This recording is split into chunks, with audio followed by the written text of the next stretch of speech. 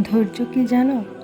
ধৈর্য এমন এক চাবি, যে চাবিটা দিয়ে মানুষের সুখের দরজা খোলা যায়। ধৈর্য কলিজা ছিন্ন বিচ্ছিন্ন হয়ে রক্তক্ষরণ হওয়ার পরেও আল্লাহর প্রতি ভরসা করা। আল্লাহ এই কষ্টের বিনিময়ে তোমাকে ভালো কিছু দিবেন, এটার উপর ভরসা রাখা। ধৈর্য এমন একটি গাছ যার সারা গায়ে কাটা, কিন্তু এর ফল অনেক মিষ্টি।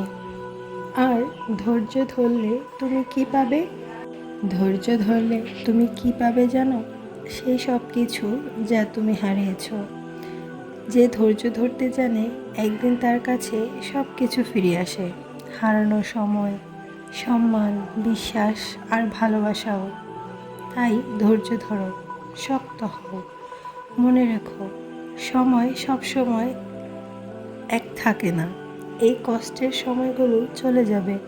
আমি জানি ধৈর্য ধরা এত সহজ নয়। যদি ধৈর্য ধরা এত সহজ হতো, তাহলে আল্লাহ ধৈর্য ধারণকারীকে এত বেশি পুরস্কৃত করতেন না। আল্লাহ যদি তোমাকে ধৈর্যের পরীক্ষায় ফেলে অপেক্ষা করাতে থাকেন আর তোমাকে এত দূর পর্যন্ত নিয়ে আসেন, তাহলে আল্লাহ তাআলা তোমাকে সেই সব কিছু দিতে চান যার জন্য তুমি এত ধৈর্য ধরছ। শোনো, তাড়াহুড়া করা শয়তানের কাজ। যে ধৈর্য না ধরে তাড়াহুড়া করে, তারাই পরে পছতায়। ধৈর্য ধারণকারীরা জীবনে সফল হয়। জানো, সবর করলে শান্তিতে থাকা যায়। এত কষ্টের পরেও মনে একটা আশার আলো জ্বলতে থাকে যে আমার রব আছে আমার সাথে, আমার সব কথা শুনে আমার ভালো করার জন্য। আল্লাহ কখনো এটা বলেননি যে তুমি সারা জীবন সুখে থাকবে।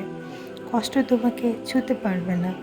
দুঃখ কষ্ট মিলিয়েই মানুষের জীবন, কিন্তু আল্লাহ এটা ওয়াদা করেছেন যে দুঃখ কষ্টে অভিযোগ না করে যে ধৈর্য ধরবে, আল্লাহ তার সাথে থাকবেন।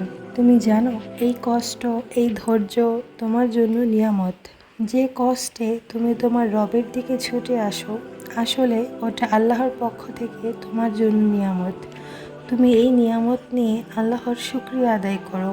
আল্লাহকে এটা বলো না তোমাকে কেন এত কষ্ট দিচ্ছেন, তোমাকে কেন এত পরীক্ষা দিতে হয়। যদি তোমার কম বয়সে এত বেশি পরীক্ষা দিতে হয়, তাহলে বুঝে নিও তোমার রব তোমাকে অনেক বেশি কিছু দিতে চলেছেন।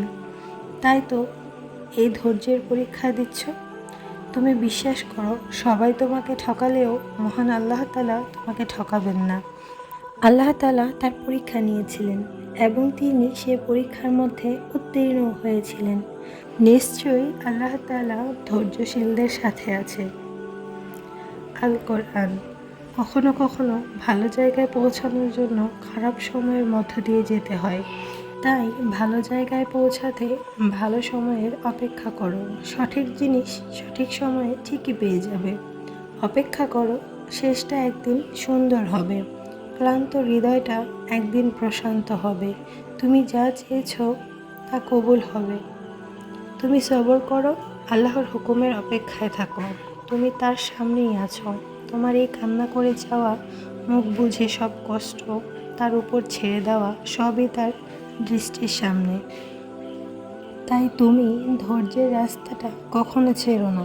এই ধৈর্য তোমার কষ্টগুলো দূর করে দেবে, তোমাকে আল্লাহর দিকে নিয়ে যাবে, তোমাকে গুনাহ থেকে বাঁচাবে। ধৈর্য ধরলে আল্লাহ তোমার সাথে থাকবে, তোমার জীবনটা আল্লাহ জান্নাত বানিয়ে দিবেন। তাই আল্লাহর উপর তাওয়াক্কুল ও সবর করো। দেখবে যে জিনিসটা তোমাকে আজ দম বন্ধ করা কষ্ট দিচ্ছে, একদিন সেই জিনিসটা উত্তমভাবে পেয়ে তুমি আল্লাহর দরবারে শুকরিয়া আদায় করবে। আলহামদুলিল্লাহ।